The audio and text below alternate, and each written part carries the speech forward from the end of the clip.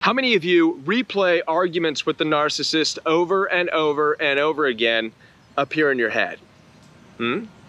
How many of you imagine arguments with the narcissist that never even took place, but you're winning? All up here in your head. How many of you have gone as far as talking out loud as though the narcissist was there when really you've just been talking to yourself? Listen, if this is you, don't worry. There's actually a word for this. It's called ruminating, and it happens to the best of us. It's a consequence of experiencing narcissistic abuse. Well, let's talk about ruminating thoughts, what causes them, and how to stop them. My name is Kevin, and this is The Royal We. Before I continue, I want to let you know that I'm here for your support. Down in the description box, you'll find access for one-on-one appointments. In addition to that, I do have a brand new life coaching program where I am teaching Monday through Friday every day, live with questions and answers. It's only $49 for an entire month. For anybody who's trying to start a brand new life, you've got to get in this program. You cannot afford to miss out on it. Now, this discussion on ruminating thoughts actually comes out of this program. Just a week ago, we were discussing this. Ruminating thoughts. Thank God for that term. Thank God there's a word for it. The fact that there is a word for this replaying of arguments and fighting and situations that happen to be very negative over and over and over again up here in your head, there's a word for it which indicates it's not abnormal. It's not just you, and it doesn't mean you're crazy. What are ruminating thoughts? Well, let's look at what the brain does, right? How about that? Let's start there. The brain happens to be an information center. The brain takes in information, whether you read it, whether you see it, whether you listen to it. And one of the brain's functions is to replay that information, to bring it to the forefront of your thinking. How many of you have been walking along and then suddenly a song pops into your head? A song that you haven't heard in a long time, maybe. It just pops up, right? You're walking along and you start humming along. 'Cause I'm happy, clap along if you feel like a room without a roof. And you're like, man, why'd that song pop into my head? It just does. Or it could be a song from your childhood. Randomly pops up. So part of the brain's function is to bring memories to the forefront just randomly. It just does that. And just as quickly and just as easily as a song can pop up into your head, which happens to be a positive thing, by the way, right? But just as quickly and easily, negative thoughts, negative memories, negative events, negative things can just as easily pop up to the forefront of your head, because your brain has taken those memories and they exist. Now, the problem with these is that a lot of these memories are unresolved memories. A lot of these memories are things with no end to them. A lot of these memories are left open. There's no conclusion. A song that feels good has a beginning, has an end. A lot of the abuse and the trauma that you've experienced had no beginning and no end, nothing that you could even process. Not only that, but it can get into the territory of you actually creating a habit, training your brain to think about it. Our brain, by the way, is able to be trained and reformed constantly. Listen, I know many of us were brought up believing that our brain forms or whatever by the age we're 10. It's filled to its capacity. Wrong. Every bit of research out there suggests that our brain is constantly forming and reforming. There's a plasticity to it, constantly taking in new information, getting rid of old ones, forming new habits. Ruminations is nothing more than a habit that has formed out of certain memories.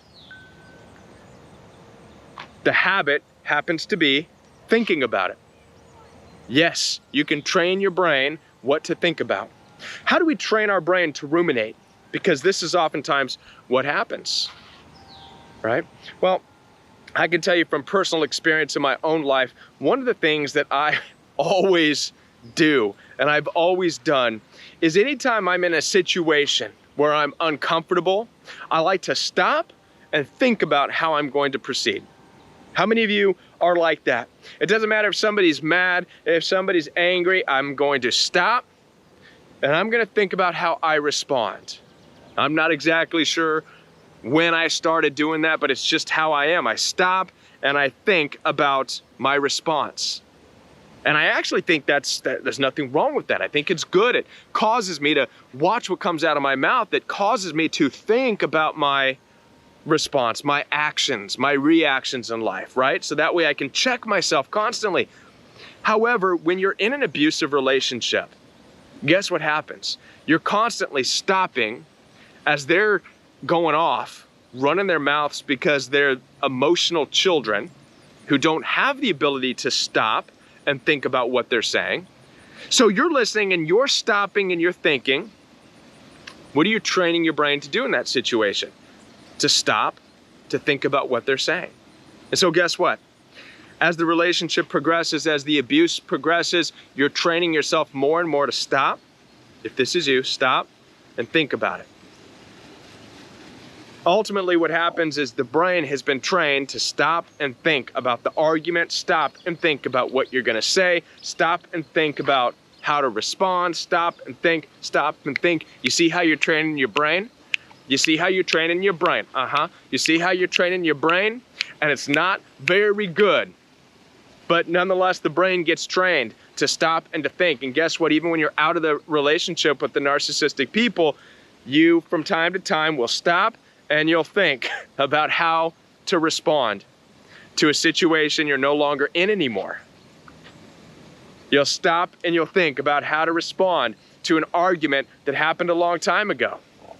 You'll stop and you'll think about how to respond to an argument that's never actually happened, because you trained your brain throughout that relationship to stop and think. Stop and think. So you develop a pattern, a cycle. It loops, it replays, and your brain just goes over and over and over again. And now there's other elements to this as well, right? What I've discovered in my own life, how many of you know that the patterns and the thoughts of the brain also trigger how we feel, right?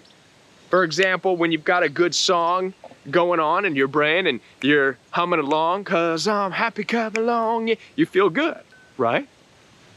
Now, when you're thinking of negative thoughts called ruminations, when you're replaying negative experiences in your life, guess what it fills you with? It also fills you with chemicals, not the good kinds of chemicals, but it can fill you with things like adrenaline. Your body can get all pumped up and aggressive, like you're about to fight. Oh, even though there's no fight to be had anywhere near, but you feel it. You feel it. You feel the scream. You feel the power. Oh, how dare them talk to me like that? You feel like you're a WWF wrestler, right? It fills your body with this. So there's a chemical dependency that starts to come about. Listen, our bodies require the chemicals that it produces, serotonin and endorphins, and if endorphins is one of them, I don't know. Serotonin, definitely, adrenaline. These are things that our body likes. Listen, for those of you who know anything about addiction out there, you know what the most addictive substances in the world are? It's not crack cocaine, it's not shrooms, it's not alcohol. The most addictive chemicals known to humanity happen to be produced inside your body. Yeah, serotonin, adrenaline. These are what people are addicted to. So now watch this. There's two components I'm talking about here. I'm hoping I'm not giving you too much information, but all of this is good food for thought. Helps you to understand why you're ruminating. And I know there's some moving pieces here, but number one, you've trained your brain to think about these things. Number two, your body's craving the substance that it produces as a result of your thinking, of your remembering, of your playing these things, right? At some point in time, your body started to like the adrenaline more than anything else, right? So hopefully this helps you to understand what's going on in the brain, how ruminations start, what keeps them going. Now we want to talk about, well, how do you stop them? right? Because it could be annoying.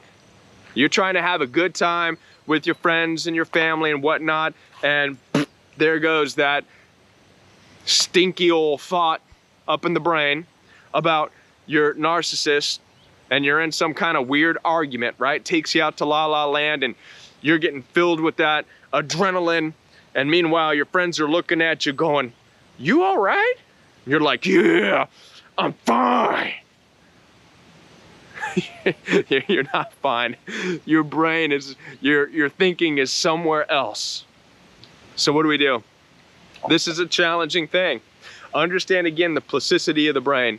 The brain is able to be retrained. Just as like you trained your brain to replay these things, you can retrain your brain to think about other things. Now, it may cause you to get yourself involved, motivate yourself to do some new and exciting things. One of the best things that I ever did was to rappel down a 19-story building on a rope. Talk about excitement. Filled myself up with some adrenaline, the likes of which the narcissist couldn't touch. That solved a lot of problems. Every day getting out, making one of these videos, communicating with all of you, it's training my brain to get back into a line of different thinking, setting goals, motivating, right? One of the things you'll discover is that when you're ruminating, you'll probably discover that you're letting a lot of other things in life sit on the sidelines of life. It's like you're not making room for them anymore, which feeds the ruminating thoughts, because your brain wants to fill, or your body wants to feel those chemicals, right?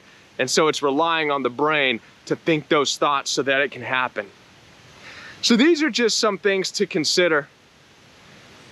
And listen, it's a lot to go into in just one message. The point of this was just to help you to understand that, hey, it's okay. It's normal. Ruminations are normal. It's so normal that there's a word for it. So don't let people make you feel like you're crazy. Yes, you can get out of it. Yes, you can retrain your brain out of it. And yes, I'm here to help you do that.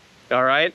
I've been there. I've been through it. I'm on the other side. So if you're ruminating right now, contact me. I'll help you through it. Down in the description box, you'll find access for one-on-one appointments. In addition to that, the brand new Royal We Coaching New Life program, where I'm teaching every day, Monday through Friday. We tackle difficult topics like this. It's only $49 for an entire month. You cannot afford to miss out on that, all right? So get on in there. Now, until I'm back with another video, watch this video right here.